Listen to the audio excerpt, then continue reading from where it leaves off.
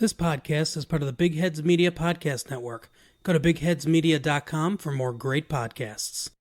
On this episode of BiCurean, Erik and I talked with Avery Russell, founder of Parenting 2.0, a program designed to support parents in transitioning to fully engaged and thriving relationships with their adult children. Hi, I'm Erik. And I'm Isla. And together we are the hosts of the BiCurean podcast.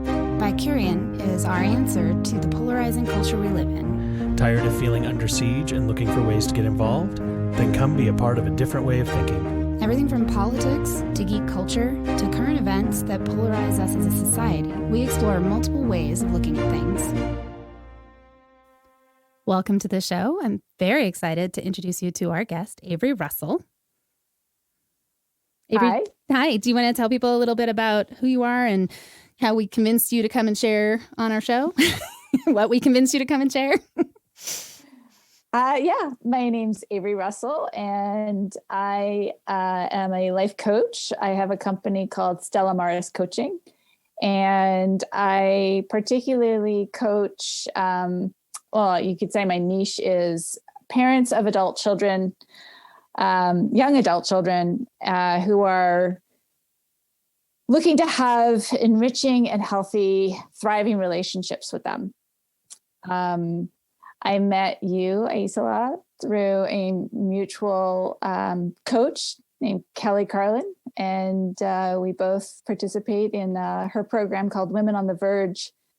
And it is a great place for women who are not knowing what's next for them. And being a parent of 4 young adult children myself, I found myself there. And I was already coaching, but this helped me realize that, like, this is my place. This is what I do. This is who I am. And this is who I can help.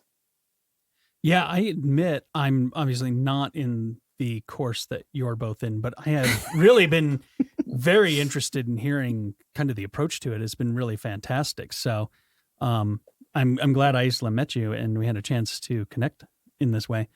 I am interested. So I feel like Isla probably has some of this background that I do not have, just because the way that she met you. But what do you see your role as a coach and kind of what your talents are and what you bring to things? Because I'm really intrigued to learn that about you.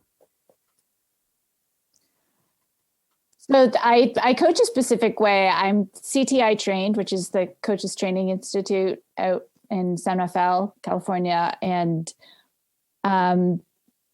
there's basically some very strong pillars where listening on 3 levels, and not just listening to what someone's saying, but how they're saying it. What's the body language? What's the vibe they're putting out? And really hearing the whole person versus just the story. And then holding my clients 100% whole. They are, naturally creative, resourceful, and whole. And everything they need comes from them. And I draw out what it is that they need by asking questions and just getting really curious. I don't really have anything but like this laser focus on my client and drawing out exactly what it is they need. And as far as, coaching parents with young adults, I have, as I mentioned before, I have 4 young adults. My youngest is turning 21 this Saturday, and my oldest is 27.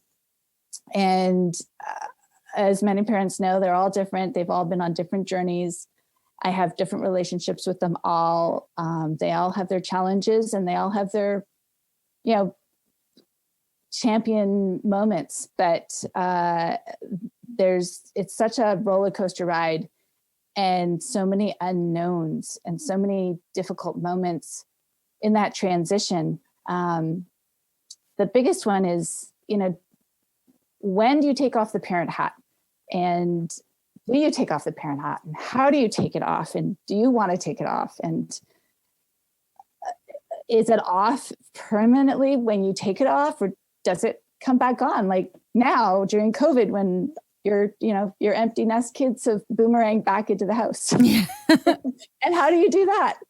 So there's so many avenues to go with this one particular thing, which I find myself right in the middle of, and able to help. And I really go for the relationship.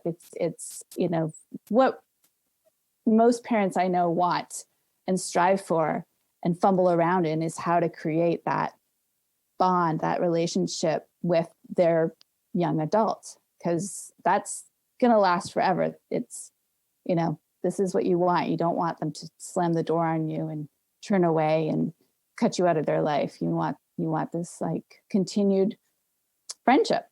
Mm-hmm.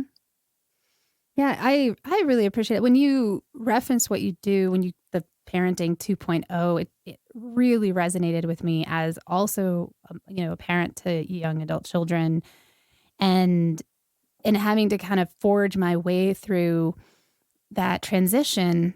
And the idea of someone who's out there kind of supporting parents and I imagine kids and their, young adults in that transition, because like on the one hand, they're always going to be my kids. Like there's always going to be this other unique, special relationship. And at the same time, who we are to each other, how we even talk about things. And honestly, even some of the things I'm willing to talk about with them is really different than the way it was 5 years and 10 years ago. Yeah. And yeah, I mean, I feel like, that's such a gift for people, because there's not in my observation, there's not any like really great consistent modeling. Some of us have the opportunity to have it with people in our lives, but I don't feel like there's any sort of like cultural story that really encourages the transition to more of a peer-to-peer scenario. I mean, obviously there's who we are. Like I know I have sway over my kids. They have a lot of respect for my opinion. And so I have to be thoughtful about how I share things, because I can accidentally push them somewhere and not really realize it, right? So it's not really quite peer-to-peer the way I would, I'll just tell Eric something. I assume he's capable of telling me he thinks I'm wrong. And they are, for sure. But but they're definitely they're more like swayed by how I think about things. And so I feel like it's not quite peer-to-peer, because I do have to be more thoughtful of that. But it is more, they're not dependents in the same way.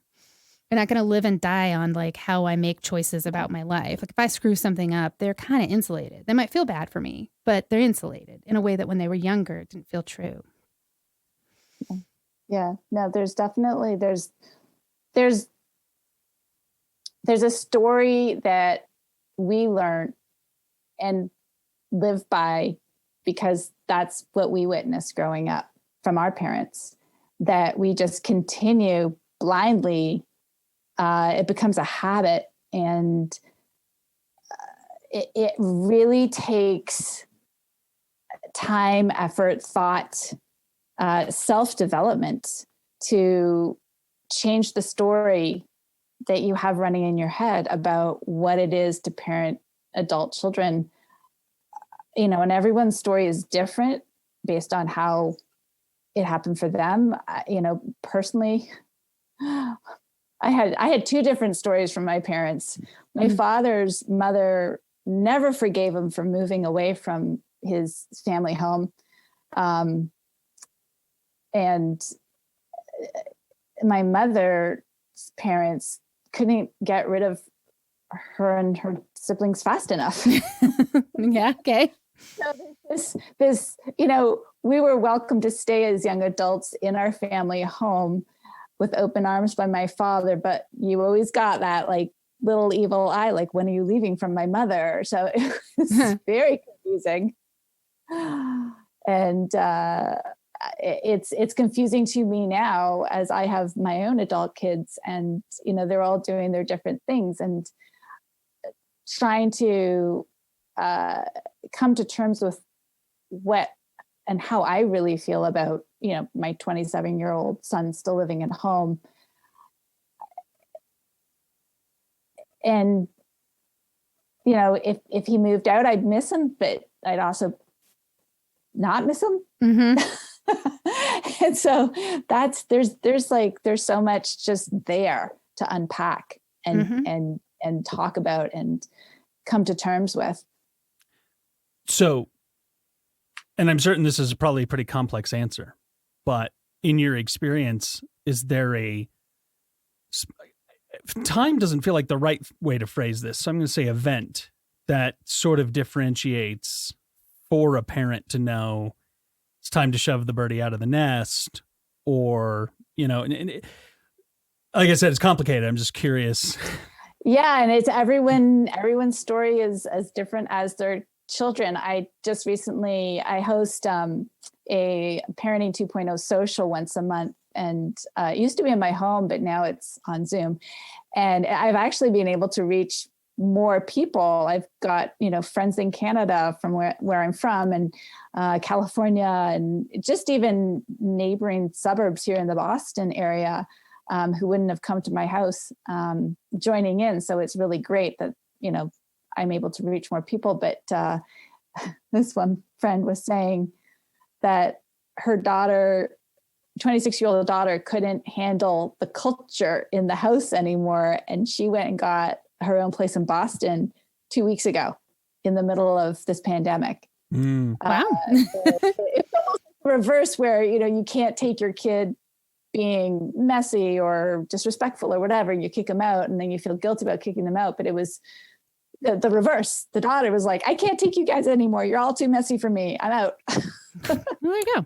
See, that's interesting because I think, and again, I don't have kids, so I have my experience of growing up and leaving the house, and I have the experience of being close to Isla and her grown adult kids who are in my life in various ways because, they're close to her.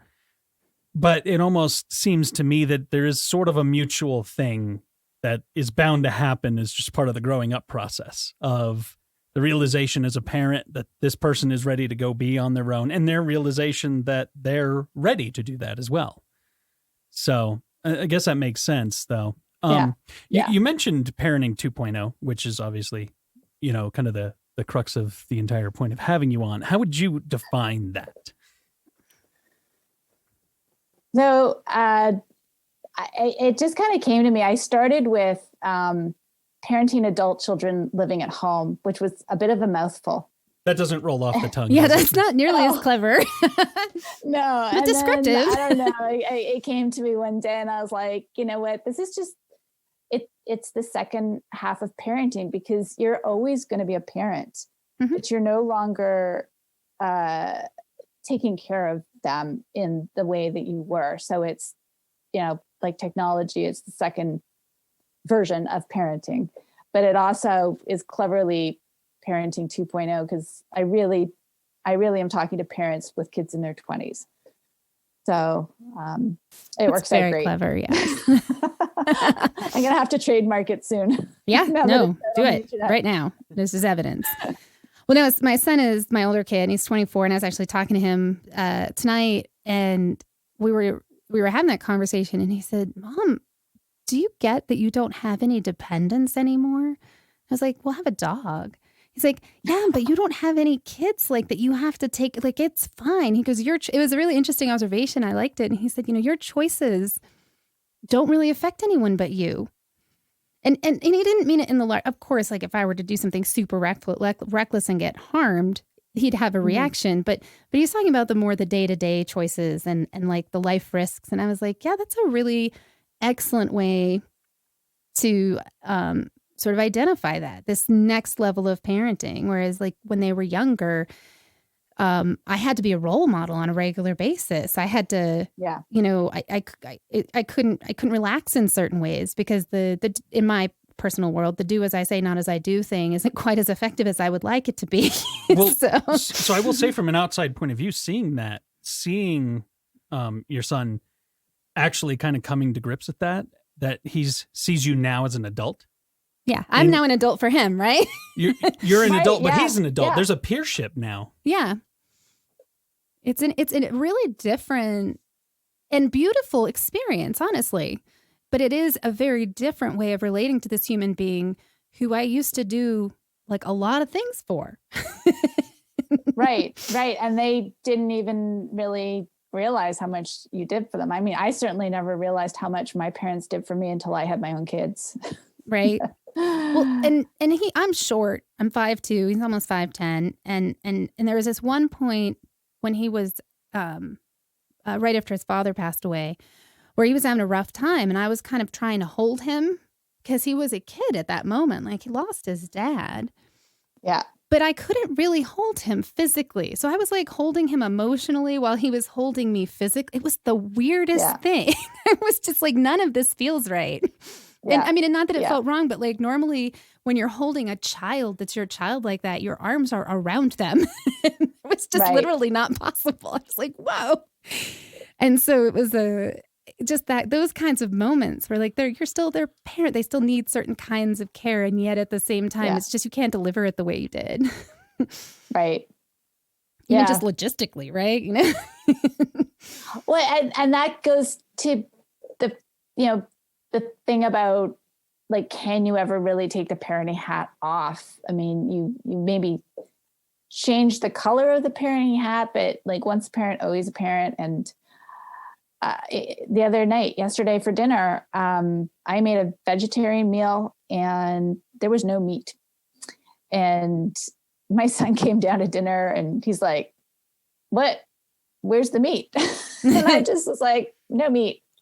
This is what I made."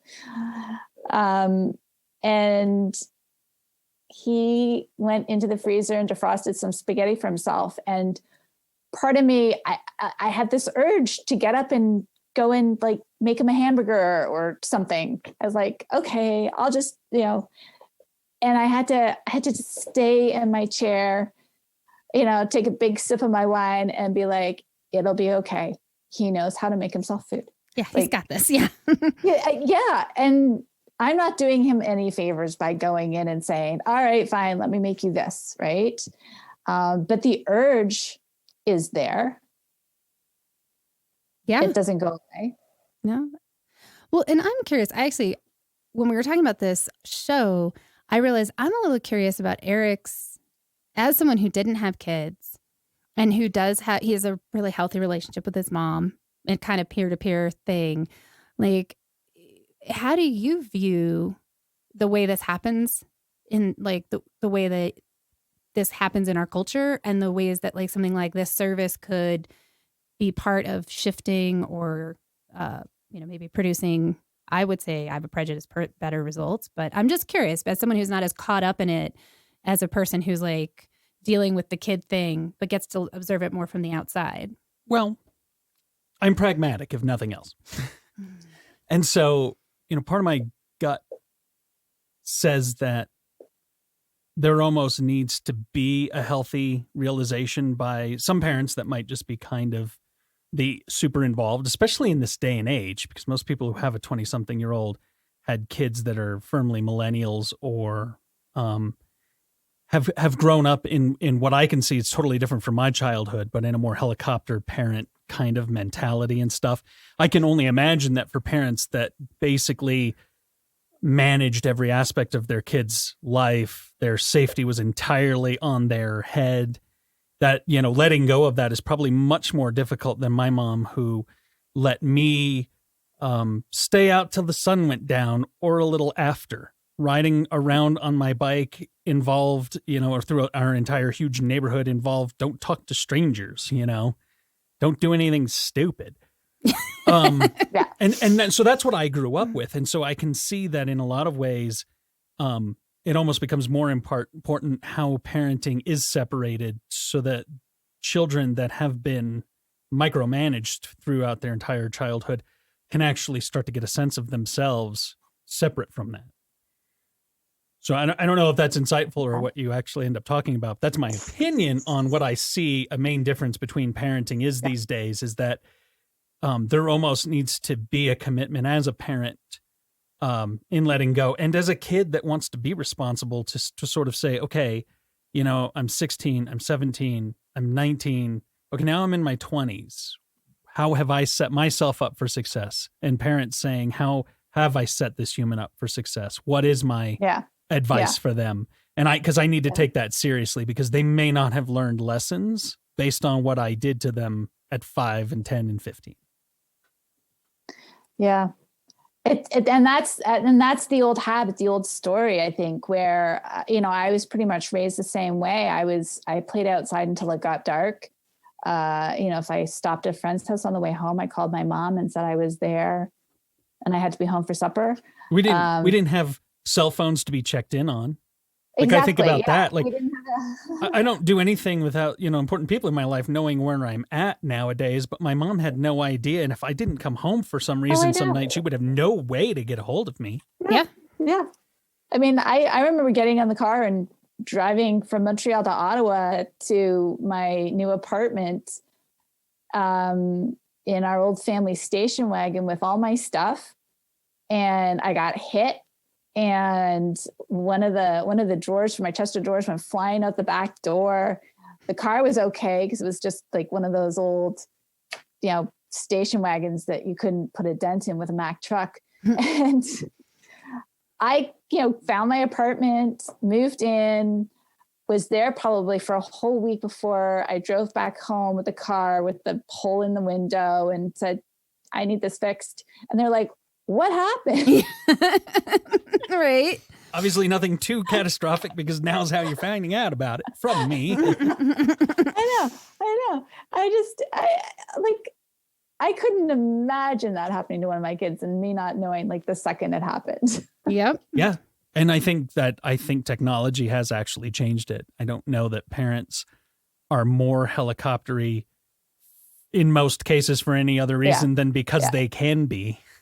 Yeah. So, well, and that's another thing. I think I also, I grew up in a community where, 9 out of 10 moms in the block were stay-at-home moms. And yeah, my mom was home till I was 10. And at that point I was fine with being at home on my own. And I was an only child. So like, I had less responsibility. I didn't have a younger sister. I didn't have somebody older watching me. So. Right. It was really neighborhood watch, Yeah. And now I stayed home and raised my kids, and I'm like, it's the opposite. I'm, 1 out of 8 or 9 working moms in my neighborhood. Yeah. Like very few of us stay at home. I'm trying to think. I can't even think about anyone in my direct neighborhood who stayed home and raised their kids. But this is what happens, is these parents who work and put their kids in after school daycare programs. There's no like playing in the street after school. The kids are scheduled. The parents are throwing together meals as they can. The guilt over not spending the time with their kids, and then all of a sudden they're gone and they still want to baby them. So I'm assuming that sort of comes on later on then. Is that, you might see that pretty commonly. It comes on. I have friends who are now like retired from their jobs, and their kids are in their early 20s, and they're all home now because of this. And they're like, oh, I have to go make lunch for my kid. Oh, I have to go make dinner for my kid. Oh, I have to go grocery shopping for my kid. And I'm like, Mm-hmm. I mean, it's really hard to bite my tongue and say, there's something about parenting for the future of your child. Like the decisions you make today is for their future, so that they can be independent and, know how to cook for themselves, do their laundry, take care of themselves, and not be waited on hand and foot. But it's a whole different story when you're actually, I don't know. So that actually brings up my next question. And we have been collecting in all of our recent episodes, and some specific ones that have been out of our normal rotation, just because there's so many different people that we know that we've wanted to talk to and collect their stories essentially around COVID and the effects that it's had. And again, they're expert opinions, a lot of them. We had a sex therapist on. How is COVID affecting some of that stuff in connection? Or people Are you seeing more people getting more connected because they're cooped up? Are they actually having more troubles if they were already? It's all that sort of thing. So I'm prefacing this because I want more of an expert opinion as it relates to COVID. I have seen, and again, my experience just in observing other humans, a very lizard brain response to things with this and the fears that are happening. At the time we're doing this episode, the country's been rioting over the mistreatment of Black folks by police and all of that. And that's a legit thing. It's been going on. I have firm opinions on it. And yet I feel like even that is kind of related to this lizard brain response we have, that everybody's been a little scared. So That's a long-winded way of prefacing. Do you see any correlation to that? Like, what's been your experience and how people have actually handled times being a little weird and relating to adult children?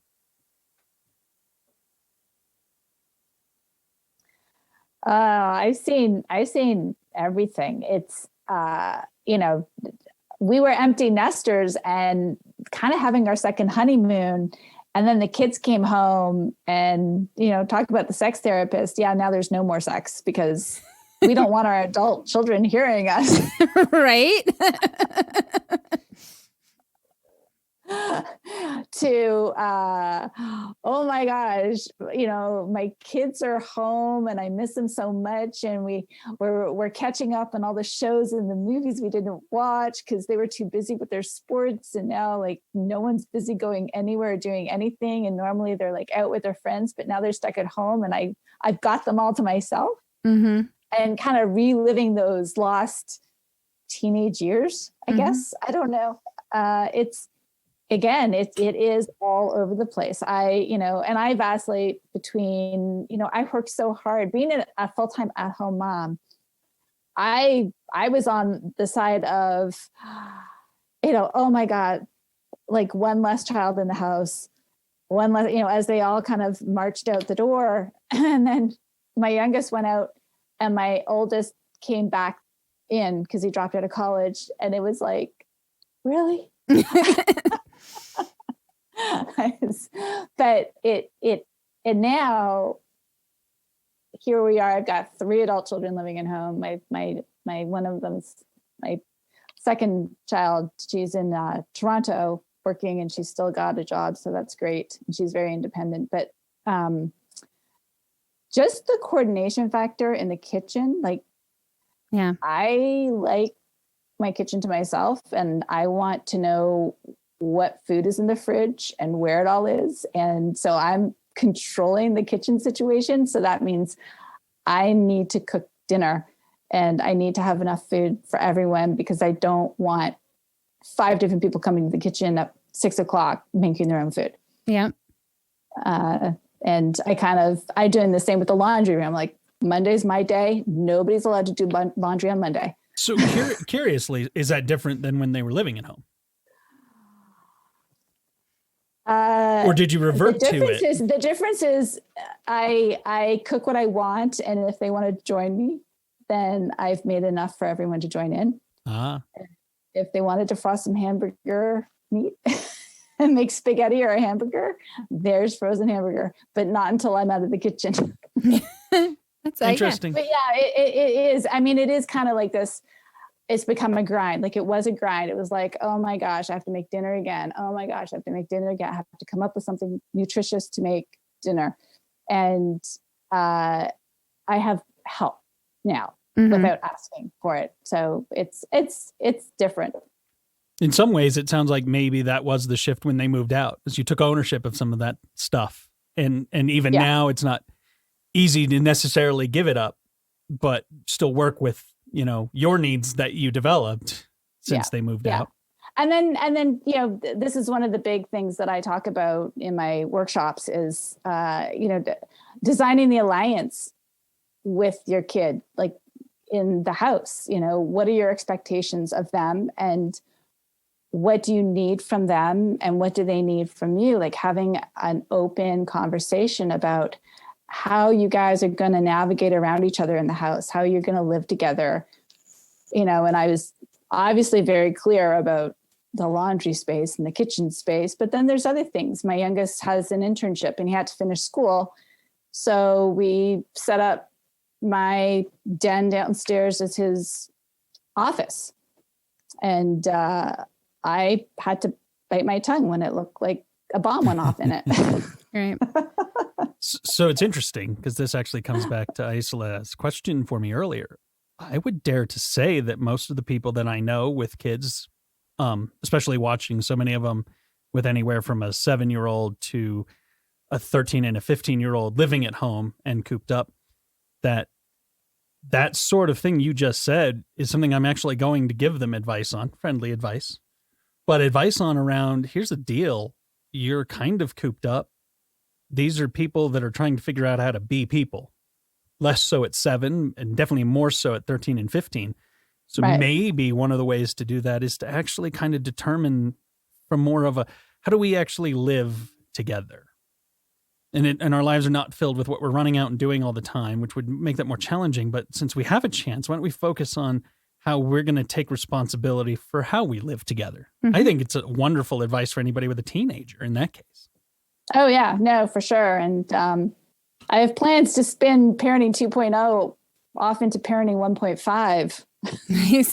for the teenage years, those 15-year-olds. Yeah. No, Ironically, those are the people I've seen having the hardest time with COVID. All of my coworkers that have teenagers, Yeah. they're the ones going crazy. Like, it can be a little bit rough with your 7-year-old being so needy and having to deal with homeschooling and just all of that sort of thing. But having a 15-year-old who can kind of text with their friends and can't really go out and do anything is pretty much hell from what I've seen. Yeah. Yeah. And there's a lot to be said because I think, your true character comes out. You have no choice. And when your characters clash, there's room to grow and lessons to be learned there. Like this is where I think my program is really different. I'm not just an advice column. Oh, you should do this and you should do that. And you should, design an alliance. Well, how do you design an alliance is very important. And when you look at what things bother you and why, and you are able to be honest with yourself, like what is it that you need in this situation to make it tolerable? That's where you get a meeting of minds and create this relationship that you're looking for. Yeah, I really like that. I feel like, I know for me, when we're talking about this, I left home at a young age. I did not have a super close relationship with either of my parents. And so I never really expected or assumed that would happen. I wanted it for sure. And I definitely focused on I'm going to maximize the time I have right now. Cause when they move out, they don't owe me anything, like not in a relationship way, right? Like maybe some respect for how I showed up, but that's a different thing. And so the fact that we are close and, my daughter will call me and say, I really miss you making this, cookies or whatever. It feels good. And it doesn't, like you were saying, like there's a way in which some of these things that were, maybe more an effort, they're now kind of a gift. And neither of them moved in with me during COVID. Like we're still in that. But when it first, but your son did move in when his father died a few years ago. You were fully empty nest for about a year.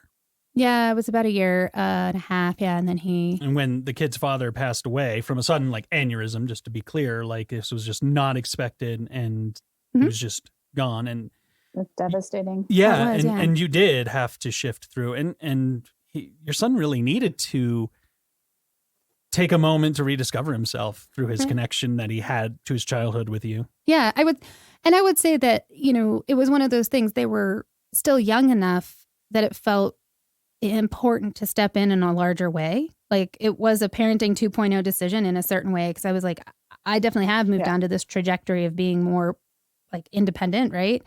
And I do need to put that on pause in order to be the person that I want to be in this relationship.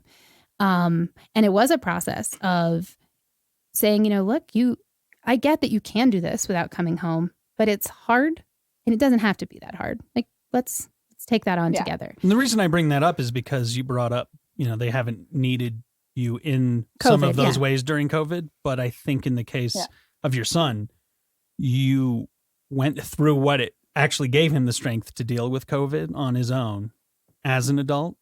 And your daughter didn't need to come home, but in a lot of ways that she dealt with things, such as joining the Army recently. Well, I will say, actually, what's interesting is she left college. She came home for like 6 weeks after her father passed away. And then she went back and she realized she wasn't ready to be there. And she and I talked. And interestingly, we didn't have this conversation with each other, but we both had it with my close friend, Susie, who's also kind of a mentor for my daughter. And we both really acknowledged that while I yearned in some ways to take her in and she wanted to come and be with me, she'd only been out for a year and it just wasn't right. Like I would have wanted to do too much for her and she would have wanted to let me. And we were both aware of that and didn't, like I said, like we didn't have the conversation directly with each other until much later, but we both talked to Susie about it. And then my daughter actually went and lived with her uncle because she needed that care and support, but she needed someone who was also going to see her and treat her as an independent adult. And I was not capable of it. I just wasn't. She'd only been gone for a year. And her dad just died. But my son had been gone long enough, and our relationship was slightly different that I could let him be there and I could care for him without doing too much. And I don't know how to explain that difference. I'm sure you probably understand it much better than I do. But it was an interesting phenomena. And what Eric's saying is true. Like it was. And now that they're older, even though we're in this, I don't feel that need. Like I want to be there. And I did tell them when it first happened. They seem to me, watching externally again, that they have some confidence in their own abilities and they are seeing you more as a peer adult. Yeah, but it was a process to get there. And it was deliberate choices on both our parts, right?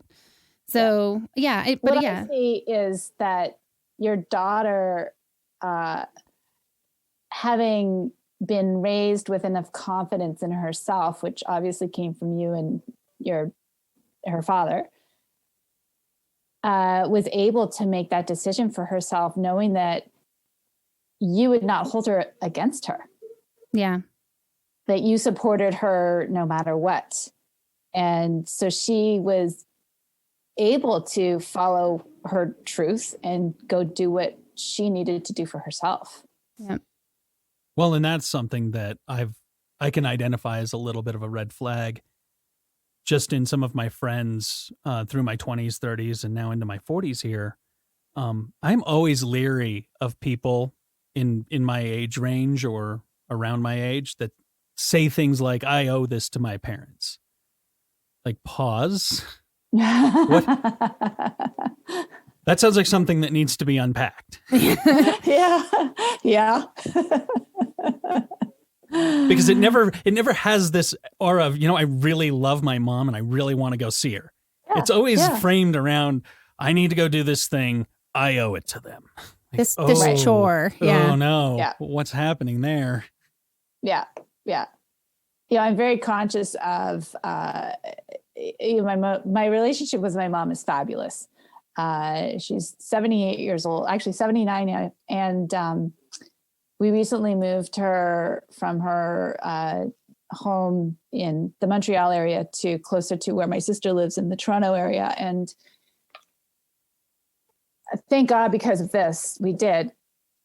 But she's very busy with her life now, and she's got my sister close by. And so I never hear from her. And if I want to have a conversation with her, then I have to pick up the phone and call. It's gotten to the point where if she calls me, I say, what's wrong? Wow. But rather than saying, why don't you ever call me? I want the relationship with her. So I call her and, we never have a conversation that's less than an hour when I do call her. And it's a choice. I have two roads to take here. One to be like, well, she never calls me, so why should I call her? Or no, that's not what I'm choosing. I choose to have this relationship with her that I want to, make happy, positive, and loving. Mm-hmm. And so I call. I can relate to that. My mom's in her 70s. And we can go a couple of weeks without chatting. And when we do, we'll really catch up. It's been hard because we would, make plans to grab lunch or hang out once a month. And we've been trying to maintain some social distance because of her age and just not wanting to necessarily, it's one thing if I get sick, it's another thing if she gets sick. So, we've been trying to be careful, but that's the thing. Like, I don't feel detached from my mom if I don't talk to her. But she's also in her mid 70s and dating a younger man in his late 60s that she met fairly recently. Just to give you an idea, she still works because she's like, I don't know what else to do. I like my job. Right. Like, so she's an independent person, and we've had that relationship all of my adult life. So yeah. And that's what, I feel like, my mom, my father, who was guilted for leaving the nest too soon. It was always, whenever we called Nana, it was an obligation. Like if we didn't, there'd be hell to pay. Mm-hmm. Whereas, it doesn't seem like a happy place to live. Mm-hmm. No, I agree. So I'm thinking, what would you want to share with folks maybe who were in that like cusp of independence or adult-child relationship, like aside from they should definitely look you up and check out your social group and your webinars, what's a tip or a sense of piece of guidance you feel you could offer in a general sense? Wow. Well, I have to say, I am actually loving a book I'm reading called, what is it called? It's, I'm forgetting the name right now. It's it's by Dr. Shefali Sabari, and it's The Conscious Parent. And she's a psychologist, and she helps parents with their relationships with their kids. And her basic stake in this is that everyone, all children, all of us are born with our own unique spirit. And when you have a child, you want that child to be just like you. And you have your own unique spirit. And if your child's spirit and your spirit are different, all you do as you tell them, to do this and do that and be like this and be like that, is if that's not what their spirit is telling them to be or do, it's you're squishing them. You're denying them their own natural gift. Yep. And parents who raise their kids and enable and allow their kids to show off their spirit and just be naturally in their spirit and who they are like the most stable, self-conscious, well-adjusted adults, and have great relationships with their parents. Yeah. So, if, when you find yourself at odds with your kid, really ask yourself, like, what is bothering me right now about this?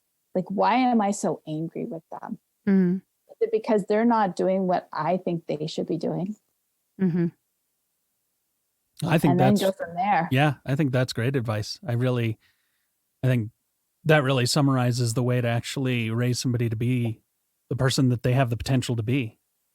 Yeah. Yeah. So I'm putting together a program for parents. It's a 9-month program where I'm going to take them through all this and help them really figure all this out.